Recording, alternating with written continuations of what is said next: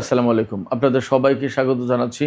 এখনকার আলোচনায় আপনাদের সঙ্গে আছি আমি সিরাজুল ইসলাম। দর্শক, মার্কিন প্রেসিডেন্ট ডোনাল্ড ট্রাম্প গত ২ মাসে ৩৭ বার বলেছেন ইরানের সাথে চুক্তি হয়ে যাচ্ছে, কিন্তু আজ পর্যন্ত চুক্তি হয়নি। তিনি গতকালও বলেছেন যে ২-৩ দিনের ভেতরে চুক্তি হয়ে যাবে ইরানের সাথে। মার্কিন গণমাধ্যমগুলো প্রশ্ন তুলেছে, যদি এবার চুক্তি না হয় তাহলে ট্রাম্পের অবস্থা কি হবে। এপাশে যে লেবাননকে কেন্দ্র করে ইরান এবং ইসরায়েলের ভেতরে খুব সংক্ষিপ্ত পরিসরে বাট বেশ শক্ত যুদ্ধ হয়ে গেল, সেই লেবাননের উপর কিন্তু ইসরায়েল আবার হামলা চালিয়েছে। তার মানে ইসরায়েল এবং হিজবুল্লাহর ভেতরে যুদ্ধ চলছে। এর ভেতরে গত রাতে হিজবুল্লাহর একদল যোদ্ধা ইসরায়েলের ভিতরে ঢুকে পড়েছিল এবং তারা ইসরায়েলি সেনাদের উপরে গোলাগুলি চালিয়েছে। লেবানন পরিস্থিতি ইসরায়েলের জন্য এতটাই জটিল হয়ে উঠেছে যে ইসরায়েলের জাতীয় নিরাপত্তা বিষয়ক মন্ত্রী ইটামার বেন গাভির বলেছেন যে লেবাননের উপর শুধু যুদ্ধ করলেই হবে না, লেবানন থেকে নারীদেরকে ধরে আনতে হবে আর তরুণী এদেরকে অপহরণ করে আনতে হবে, যাতে হিজবুল্লাহর উপরে কার্যকরভাবে চাপ সৃষ্টি করা যায়। তার মানে তারা যে যুদ্ধ করছে হিজবুল্লাহর উপরে, সেই যুদ্ধ আসলে খুব একটা কাজে আসছে না, এটা বোঝা যাচ্ছে। ইটামার বেন গাভিরের এই রকমের উগ্রবাদী কথাবার্তা কাজকর্মের জন্য তার উপরে ফ্রান্স নিষেধাজ্ঞা আরোপ করেছে। ফ্রান্স বলেছে এই ইটামার বেন গাভির ফ্রান্সে প্রবেশ করতে পারবে না। এদিকে হরমুজ প্রণালীতে আমেরিকার যে অ্যাপাচি হেলিকপ্টার বিধ্বস্ত হয়েছে, কোনো সূত্র বলছে সেটা ইরানের আঘাতে হয়েছে। এ ব্যাপারে মার্কিন প্রেসিডেন্ট ডোনাল্ড ট্রাম্প কিছু কথা বলেছেন। আরেকটি গুরুত্বপূর্ণ খবর আছে, সেটি হচ্ছে ইরান এবং ইসরায়েলের ভেতরে যে সংক্ষিপ্ত পরিসরে 2 দিন আগে যুদ্ধ হয়ে গেল, সেই যুদ্ধে ইরানের ক্ষেপণাস্ত্রের আঘাতে ইসরায়েলের রামাত ডেভিড বিমানবন্দরের বিমানের হ্যাঙ্গার মারাত্মকভাবে ক্ষতিগ্রস্ত হয়েছে। সেখানে ডাইরেক্ট ক্ষেপণাস্ত্র আঘাত এনেছিল। তো সুপ্রিয় দর্শক, এই সব বিষয় নিয়েই এখন বিস্তারিত আলোচনা করব। আশা করি আপনারা সঙ্গেই থাকবেন, আর ভিডিও ভালো লাগলে লাইক কমেন্ট শেয়ার করবেন এবং চ্যানেলটি সাবস্ক্রাইব করে সাথেই থাকবেন। দর্শক, প্রথম আলোচনা যেটা করতে চাই সেটি হচ্ছে যে মার্কিন প্রেসিডেন্ট ডোনাল্ড ট্রাম্প তিনি গত 2 মাসে অন্তত 37 বার তিনি বলেছেন যে ইরানের সাথে চুক্তি হয়ে যাচ্ছে, কিন্তু আজ পর্যন্ত কোনো চুক্তির খবর নেই। এ নিয়ে মার্কিন টেলিভিশন সিএনএনের ওয়েবসাইট যেটা, তাতে বিস্তারিত প্রতিবেদন প্রকাশ করা হয়েছে। সেখানে দেখা যাচ্ছে একেবারে নাম ধরে তারিখ ধরে ডোনাল্ড ট্রাম্প কোন সময় কোথায় কার কাছে কোন উপলক্ষে কি বলেছেন একদম পরিষ্কার সব কিছু মোটামুটি লেখা আছে। 6 April, 7 April, 28 April, 15 April, 16 April, 29 March, এইরকম বিভিন্ন তারিখে ডোনাল্ড ট্রাম্প বলেছেন যে ইরানের সাথে চুক্তি হয়ে যাচ্ছে, আমরা ভেরি গুড ডিল করতে যাচ্ছি, ভেরি বিউটিফুল, গ্রেট ডিল, অনেক কিছু বলেছে, কিন্তু এই পর্যন্ত আসলে কিছুই হয়নি। তো এই যে ডোনাল্ড ট্রাম্প একের পর এক তিনি বলে যাচ্ছেন বা বলে গেছেন, কালকেও বলেছেন যে ইরানের সাথে চুক্তি হয়ে যাচ্ছে এবং খুব একটা ভালো চুক্তি হবে, আমাদের প্রত্যাশা মতো আমরা যেভাবে চুক্তি চাই সেইভাবে হবে, এবং ইরান আমাদেরকে সব কিছু দিয়ে দিতে রাজি হয়েছে। কি দিতে রাজি হয়েছে তিনি আর বিস্তারিত বলেন। তিনি বলছেন যে ইরান আমাদের সব কিছু দিতে রাজি হয়েছে, একটা গ্রেট ডিল হতে যাচ্ছে এবং এটা আমাদের অনুকূলে, আমাদের পক্ষে থাকবে সে ডিল, খুব ভালো একটা চুক্তি হতে যাচ্ছে। তিনি বলেছেন যে ইরান কখনো পরমাণু বোমা বানাবে না, এই নিশ্চয়তা সহ অনেক কিছু দিচ্ছে উল্লেখ করেছেন, সেটা আসলে উল্লেখ করার খুব জরুরি কিছু না। এই কারণে ইরান সরকারের পক্ষ থেকে এখনও পর্যন্ত বলা হচ্ছে যে আমরা পরমাণু বোমা বানাতে চাই না, বানাবো না। এই ব্যাপারে যদি কথার কথা ইরান চুক্তিও করে যে ঠিক আছে আমরা 10 বছর বা আগামী কোনো দিন আমরা বোমা বানাবো না, সেটা ভিন্ন জিনিস। ইরান বারবারই বলেছে যে আমার পরমাণু বোমার প্রয়োজন নেই, আমার যা আছে তা দিয়ে পরমাণুর চেয়েও অনেক বড় কিছু করা যাবে। তো সেই জায়গায় যদি ডোনাল্ড ট্রাম্প ইরানের কাছ থেকে এই সম্মতি আদায় করে বা এই সম্মতি পায় যে ইরান বলবে আমরা পরমাণু বোমা বানাবো না, আর এর ভিত্তিতে যদি চুক্তি করে ফেলে, তার মানে ডোনাল্ড ট্রাম্প আসলে ইরানের কাছ থেকে কিছুই পায়নি, এটা ধরে নিতে হবে। কেন কিছুই পায়নি বলছি? কিছুই পায়নি বলতে সেটা হচ্ছে যে ডোনাল্ড ট্রাম্প ইরানের কাছ থেকে সমৃদ্ধ ইউরেনিয়াম নিয়ে নিতে চেয়েছে, ইরান সেটা দেবে না। পরমাণু কর্মসূচি বন্ধ করার কথা বলেছে, ইরান তা করবে না। হরমুজ প্রণালী খুলে দেওয়ার কথা বলেছে, ইরান তা খুলবে না, বরং টোল আদায় করবে। আর ইরানের যে সম্পদ আমেরিকার হাতে আটক আছে সেগুলো দিয়ে দিতে হবে, তা না হলে চুক্তিই হবে না। এরপরে ইরানের উপর থেকে নিষেধাজ্ঞা প্রত্যাহার করতেই হবে। তো এইগুলো যদি হয়ে যায় তাহলে আমেরিকার পক্ষে চুক্তি যায় কি করে? ইরান তো বলে আসছে যে আমরা পরমাণু বোমা বানাবো না। এটা চুক্তি করে বলানো আর না বলানোর ভিতর পার্থক্যটা কি? আমরা বিভিন্ন অ্যাঙ্গেল থেকে বিভিন্ন লক্ষণ উপলক্ষ দেখে বলি যে ইরানের হাতে হয়তো পরমাণু অস্ত্র আছে বা ইরান পরমাণু বোমা বানিয়ে ফেলেছে বা পরীক্ষা করেছে। আমরা সেটা বলি আমাদের বিভিন্ন দৃষ্টিভঙ্গি থেকে, বিভিন্ন বিশ্লেষণ থেকে। কিন্তু ইরান তো বলছে যে আমরা পরমাণু বোমা বানাইনি এবং আমরা বানাবোও না। তো সেই ব্যাপারে যদি চুক্তি করাই তাতে কি এমন অ্যাচিভমেন্ট আমেরিকার? তো সিএনএন প্রশ্ন তুলেছে, যদি আগামী 2-3 দিনের ভেতরে অর্থাৎ শুক্রবারের ভেতরে চুক্তি না হয় তাহলে কি হবে? এই প্রশ্নের জবাব আসলে নেই। সিএনএন আর একটা প্রশ্ন তুলেছে যে ডোনাল্ড ট্রাম্প কেন বলেন এটা? এই যে প্রায় সময় বলেই আছেন যে ইরানের সাথে আমাদের চুক্তি হয়ে যাচ্ছে। তো এই কথা কেন বলেন তিনি? সেখানে 3টা কারণ উল্লেখ করা হয়েছে। একটা হচ্ছে যে তিনি হয়তো বাস্তবতাই জানেন না, যে গ্রাউন্ডের রিয়েলিটিটা কি, এই রিয়েলিটি সম্পর্কে ডোনাল্ড ট্রাম্পের ধারণা নেই, এটা হতে পারে। আর একটা হতে পারে যে তিনি এই কথা বারবার বলে এস্টাবলিশ করতে চান একটা চুক্তি সত্যি সত্যি হওয়াই দেবেন। তিনি বারবার বলে ইরানকে হয়তো এই দিকে নিয়ে আসতে চাইছেন। তার মানে এক ধরনের চালাকির আশ্রয় নেওয়া। কিন্তু আসলে এটা হবে কিনা, ইরান এই চালাকিতে বা এই ফাঁদে পা দেবে কিনা, পড়বে কিনা, সেটা তো প্রশ্ন। ইরান তো এত কাঁচা কোনো ডিপ্লোম্যাটদের দেশ না যে দেশে কোনো ভালো ডিপ্লোম্যাট নেই বা ভালো বুদ্ধিওয়ালা নেতা নেই, তা তো না। বরং ইরান বছরের পর বছর, যুগের পর যুগ এই আমেরিকা, ইসরায়েল, তারপরে পশ্চিমা বিভিন্ন দেশ, মধ্যপ্রাচ্যের কত কত প্রতিবেশী দেশ, শত্রু, তাদের সাথে লড়াই করে, তাদের সাথে প্রতিদ্বন্দ্বিতা করে এ পর্যন্ত টিকে আছে এবং এই পর্যন্ত এসেছে। সেই জায়গায় ডোনাল্ড ট্রাম্প ইরানকে একটা ফাঁদে ফেলে বা বারবার বলে পারসুয়েট করে 100 বার একটা কথা বলে তার একটা প্রভাব হয়তো পড়ে, সেই রকম একটা পরিবেশ তৈরি করে ইরানকে দিয়ে চুক্তি করাবে, এটা কি সম্ভব? প্রশ্নই ওঠে না। আরেকটা কারণ বলেছে সিএনএন যে তিনি হয়তো এই কথাগুলো বলে বিশেষ করে তেলের বাজারটা ঠিক রাখার চেষ্টা করেন। এই তো হয়ে যাচ্ছে চুক্তি, তার মানে চুক্তি হয়ে গেলে বেটার একটা সিচুয়েশনে যাবে, অতএব তেলের বাজার ডাউন হয়ে আসবে। কিন্তু আসলে তো তেলের বাজার ডাউন হয়নি। এই যে গতকাল যে খবর দেখলাম, গতকালকেও তো বলেছিলাম যে তেলের দাম ব্রেন্ট ক্রুড যেটা তার দাম গতকাল $97-98 হয়ে গিয়েছিল। আর টেক্সাস ক্রুড যেটা, সেটার দাম আপনার $94 ব্যারেল প্রতি হয়ে গিয়েছিল। তো দাম কমলো কোথায়? যুদ্ধের আগে যেখানে $65-70 ছিল পার ব্যারেল তেলের দাম, সেই তেলের দাম এখন 100-র কাছাকাছি। যুদ্ধ চলাকালীন আরও তো বেশি উঠেছিল, এখন তো কিছুটা কমেছে, কিন্তু তাও তো 90-95-100 এর ভেতরেই থাকছে, দাম তো খুব কমেনি। ফলে ডোনাল্ড ট্রাম্প যে চালাকির আশ্রয় নিচ্ছেন, এই চালাকির আশ্রয় নিয়ে লাভ খুব একটা হবে না, বরং তিনি তার দেশের জনগণের কাছে খুব হালকা হয়ে যাচ্ছেন প্রতিদিন। দেখেছেন না গতকালকের খবর? গতকালকের মানে বাংলাদেশের টাইম আজকে, গত রাতে NBA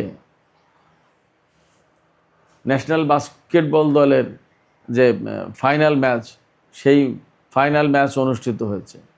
সেই খেলা তিনি দেখতে গিয়েছিলেন। গিয়ে যখন জাতীয় সঙ্গীত শুরু হয়েছে তখন গ্যালারির লোকজন ডোনাল্ড ট্রাম্পকে লক্ষ্য করে দুয়ো ধ্বনি তুলেছে। তাকে ইনসাল্ট করে বিভিন্ন রকম কথাবার্তা বলছে। আমেরিকার প্রেসিডেন্ট আমেরিকার জনগণের কাছে এই রকম বাজে অবস্থার মুখে পড়েছে খুব কমই। ডোনাল্ড ট্রাম্প কিন্তু পড়েছেন। কেন পড়েছেন? ডোনাল্ড ট্রাম্পের যে কথা, যে কর্মকাণ্ড, বাস্তবে কাজের সাথে কথার কোনো মিল নেই। তিনি বারবারই বলেন চুক্তি হয়ে যাচ্ছে, কিন্তু চুক্তি হয় না। তাহলে মানুষ তাকে খুব হালকা ভাবছে। তার অর্থাৎ ডোনাল্ড ট্রাম্পের কথার কোনো মূল্য নেই মানুষের কাছে। সারা বিশ্বেই একই অবস্থা, শুধু আমেরিকায় না, সারা বিশ্বে।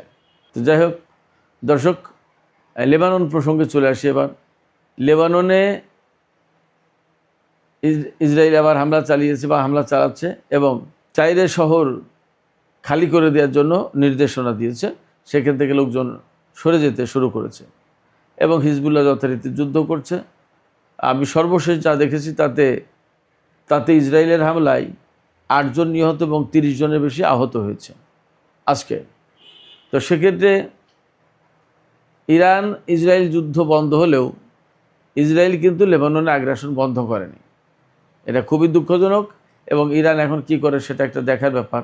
আমরা জানি না, যেহেতু চুক্তির কথা হচ্ছে, সেই জায়গায় ইরান একটু ধৈর্য ধরবে নাকি আবার ইসরায়েলের উপর হামলা চালাবে আমরা জানি না, দেখার ব্যাপার। তো এর ভেতরে গত রাতে হিজবুল্লাহর কিছু যোদ্ধা দক্ষিণ লেবানন থেকে ভিতরে ঢুকে গিয়েছিল। ঢুকে গিয়ে একদল সেনা ছিল, ইসরায়েলি সেনা, তাদের উপরে গোলাগুলি চালিয়েছে।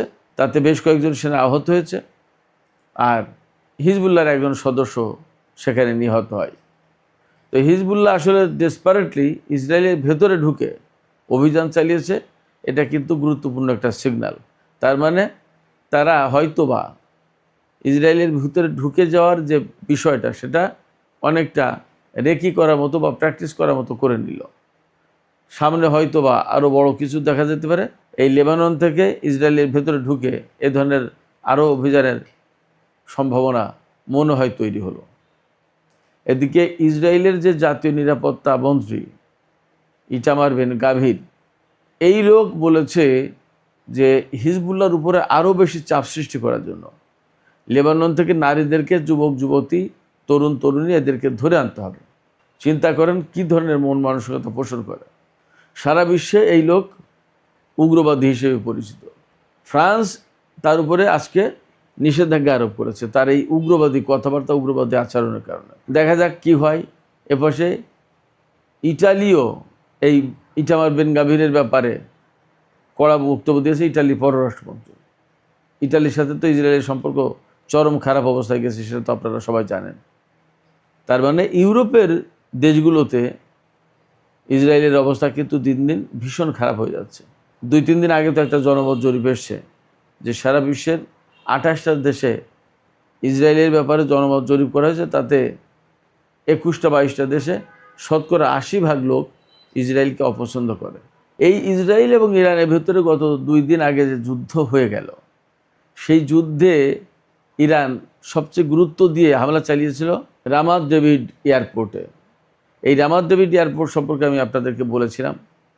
রামাত ডেভিড এয়ারপোর্ট হচ্ছে ইসরায়েলের উত্তরাঞ্চলে অবস্থিত এবং এটি 1942 সালে ব্রিটিশরা প্রতিষ্ঠা করেছিল দ্বিতীয় বিশ্বযুদ্ধের সময়। তারপরে দ্বিতীয় বিশ্বযুদ্ধ শেষে 1948 সালে তো ইসরায়েল প্রতিষ্ঠা হয়। ইসরায়েল প্রতিষ্ঠা হওয়ার পর এই বিমানবন্দরটা তাদের দখলে চলে যায়, তারা হাতে রাখে। এবং এই বিমানবন্দর থেকে লেবানন, সিরিয়া, এইসব জায়গায় ইসরায়েল এর আগে বহুবার হামলা চালিয়েছে এবং এই বিমানবন্দরটা লেবানন, সিরিয়া এই সমস্ত জায়গায় হামলার জন্য খুব বেশি কার্যকর। এই রামাত ডেভিড এয়ারপোর্ট থেকেই লেবাননের রাজধানী বৈরুতে গত পরশুদিন হামলা চালানো হয়েছিল, যেদিন ইরান পাল্টা হামলা চালালো। রামাত ডেভিড এয়ারপোর্ট থেকে যেহেতু ইসরায়েল লেবাননের রাজধানী বৈরুতে হামলা চালিয়েছে, সেই জন্য ইরান ওই বিমানবন্দরে হামলা চালিয়েছে, যেখান থেকে হামলা চালানো হয়েছে সেখানে পাল্টা হামলা চালিয়েছে। তো এই হামলায় দেখা গেছে, স্যাটেলাইট ইমেজে দেখা গেছে যে এই রামাত ডেভিড এয়ারপোর্টের একটা হ্যাঙ্গার, যেখানে বিমান রাখা হয়, যুদ্ধ বিমান। আপনারা যদি কোনো বিমান ঘাঁটিতে গিয়ে থাকেন তাহলে দেখবেন, বিমান ঘাঁটি সামরিক বাহিনীর বিমান ঘাঁটি যেটা, সেখানে দেখবেন যে বড় বড় মানে স্টিলের বড় বড় শেড থাকে, ওগুলোকেই হ্যাঙ্গার বলে। অনেকগুলো যুদ্ধ বিমান সেখানে রাখা যায় নিরাপদে। মানে অনেক মোটা স্টিলের ইস্পাতের পাত দিয়ে আপনার ওগুলো ছাউনি দেওয়া থাকে এবং খুব মজবুত, খুবই মজবুত, সহজে ছোটোখাটো বোমায় ক্ষেপণাস্ত্রতে কিছু করতে পারবে না। এই রকম হ্যাঙ্গারের উপরে ডাইরেক্ট হিট করেছে ইরানের ক্ষেপণাস্ত্র এবং তাতে ভেতরে কী ধরনের ক্ষয়ক্ষতি হয়েছে তা জানা যায়নি, কিন্তু ডাইরেক্ট হিট করেছে এবং সেই হ্যাঙ্গার যে ক্ষতিগ্রস্ত হয়েছে এটা স্যাটেলাইট ইমেজে দেখা যাচ্ছে। তবে আমি গত রাতে একটা বিশেষ সূত্র থেকে খবর পেলাম যে ইরান ইসরায়েলের এই যুদ্ধে ইসরায়েলের 11 জন সেনা মারা গেছে এবং বেশ কয়েকটা বিমান ধ্বংস হয়েছে। এই যে রামাত ডেভিড এয়ারপোর্টে যে হামলা, এই হামলায় নাকি বেশ কয়েকটা বিমান ধ্বংস হয়েছে এবং বেশ ভালো রকমের ক্ষয়ক্ষতি হয়েছে বিমানবন্দরটিতে। আর নেভাটিম এয়ারবেজ এবং তেলনভ এয়ারবেজে তো হামলা চালিয়েছিল, সেখানে কীরকম কী ক্ষয়ক্ষতি হয়েছে সেটা দেখার ব্যাপার। আর হাইপাই যে হামলা চালিয়েছিল সেখানে তো তেল স্থাপনায় ক্ষতি হয়েছে। তার মানে ইরান যে হামলা চালিয়েছিল ইসরায়েলের উপরে, তাতে বিভিন্ন মিডিয়াতে খবর পাওয়া যাচ্ছে তাতে ক্ষয়ক্ষতির মাত্রাটা ইসরায়েলের বেশি। ইরানের 2 জন এয়ারফোর্সের সদস্য মারা গেছে, কিন্তু ক্ষয়ক্ষতিটা নাকি ইসরায়েলের বেশি হয়েছে। এপাশে ইসরায়েল এবং ইরানের ভেতরে যুদ্ধ বন্ধ হওয়ার পরপরই আজকে হরমুজ প্রণালী এলাকায় তো আমেরিকার একটি অ্যাপাচি হেলিকপ্টার বিধ্বস্ত হলো, সেটা তো আমি বলেছিলাম দুপুরের আলোচনায়। এই বিধ্বস্ত হওয়ার কারণ কি এই সম্পর্কে এখনও পরিষ্কার করে সেন্টকম ধারণা দেয়নি, তথ্য দেয়নি, কিন্তু কোনো কোনো জায়গা থেকে কোনো কোনো সূত্র থেকে খবর পাওয়া যাচ্ছে যেটা ইরানের ক্ষেপণাস্ত্রের আঘাতে নাকি এই হেলিকপ্টার বিধ্বস্ত হয়েছে, ধ্বংস হয়েছে। এখানে প্রশ্ন আসতে পারে যে ইরান কেন এই হেলিকপ্টারের উপর হামলা চালাবে? এই হেলিকপ্টার হরমুজ প্রণালী এলাকায় টহল দিচ্ছিল। এই এলাকাটা তো ইরান মনে করে যে তাদের, সেখানে আমেরিকার প্রবেশাধিকার কী করে থাকে, সেখানে মার্কিন হেলিকপ্টারের কাজটা কি, সেখানে টহল দেওয়ার কী দরকার? এটা একটা ব্যাপার। আর একটা ব্যাপার, এর আগে কয়েকবার হরমুজ প্রণালী এলাকায় ইরানের যে ছোট বোট, যেগুলো ছোট ছোট বোট, এই বোটে হামলা চালিয়েছে এই অ্যাপাচি হেলিকপ্টার দিয়ে। সেই কারণে ইরান যখন আজকে বাগে পেয়েছে অমনি সাথে সাথে মেরে দিয়েছে। তো পাইলট এবং গানারকে উদ্ধার করা হয়েছে ভাগ্যক্রমে, কিন্তু হেলিকপ্টার ধ্বংস হয়েছে এবং এই অ্যাপাচি হেলিকপ্টার ইরান যুদ্ধের ভেতরে এই প্রথম বিধ্বস্ত হওয়ার ঘটনা ঘটল। এটা নতুন একটা ডাইমেনশন। এই হেলিকপ্টার ধ্বংস হওয়ার ব্যাপারে রিপোর্টাররা ডোনাল্ড ট্রাম্পের কাছে জানতে চেয়েছিলেন যে মিস্টার প্রেসিডেন্ট, হরমুজ প্রণালী এলাকায় আমেরিকার অ্যাপাচি হেলিকপ্টার ধ্বংস হয়েছে, এই সম্পর্কে কি আপনি জানেন? তা বলছে হ্যাঁ, এটা বিস্তারিত আমি জানি। সেখানে 2 জন পাইলট এবং গানার তারা ঠিকমতো আছে, তার সেখানে কোনো হতাহতের ঘটনা ঘটেনি, তারা ভালো আছে, সব কিছু আমি জানি, সমস্যা নেই, ঠিক হয়ে যাবে এবং ইরানের সাথে 2-3 দিনের ভিতরে আমাদের চুক্তি হয়ে যাচ্ছে। তিনি এই কথা বলেছেন। তা আসলে বাস্তবতা কি আমরা জানি না, চুক্তি হবে কিনা জানি না। তবে হেলিকপ্টার যে বিধ্বস্ত হলো এবং নতুন একটা ডাইমেনশন তৈরি করলো। এর আগে বিভিন্ন ধরনের বিমান, যুদ্ধ বিমান, হেলিকপ্টার ইরানের ভেতরে হয়েছে, কিন্তু হরমুজ প্রণালী এলাকায় এই ধরনের ঘটনায় এই প্রথম ঘটলো। এবং অ্যাপাচি হেলিকপ্টার কিন্তু আমেরিকার অ্যাটাক হেলিকপ্টার, খুব দুর্ধর্ষ হেলিকপ্টার, এটা খুব কার্যকরী। সেই হেলিকপ্টার ভূপাতিত করে দিল ইরান। এবং যদি ব্যাপারটা তাই হয় তাহলে আমেরিকার ভূমিকা কি হবে সেটাও একটা দেখার ব্যাপার। তো আমরা সেই জন্য একটু অপেক্ষা করি, দেখা যাক কি হয়। সুপ্রিয় দর্শক, এখনকার আলোচনা এখানেই শেষ করতে চাইছি। যাবার আগে আমি আপনাদের কাছে জানতে চাই যে এই যে হিজবুল্লাহর যোদ্ধারা ইসরায়েলের ভেতরে ঢুকে হামলা চালিয়েছে, এই ঘটনাটাকে আপনারা কিভাবে দেখছেন? এটা কি আপনারা এভাবে দেখছেন যে এর মাধ্যমে ভবিষ্যতে আরও বড় কোনো অভিযান পরিচালনার একটা পথ খুঁজে পেল বা পরিকল্পনা করছে বা করবে? আপনাদের মতামত কমেন্টে জানাতে পারেন। আর ভিডিও ভালো লাগলে লাইক, কমেন্ট, শেয়ার করবেন এবং চ্যানেলটি সাবস্ক্রাইব করে সাথেই থাকবেন প্লিজ।